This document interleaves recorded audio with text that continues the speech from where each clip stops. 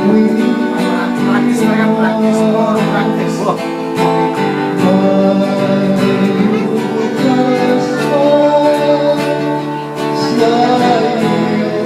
Kasi, yung mga kanta na Rico J, hindi pwede puro taas lang. Umahagdog yung mga kanta ni Rico J. Bago ba tatas? Bago ba tatas? Pero ang kanta ni Rico. Kaya mahirap. Kasi maganda yung practice na Rico J eh. Yung nagmamaraw, nagmamaraw sa restaurant eh.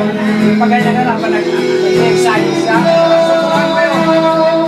Habang inaagod na ng mataas yun eh. Tapos pababa.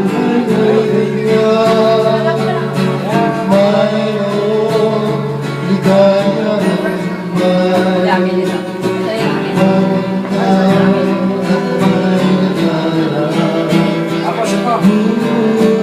Mag-play na tayo.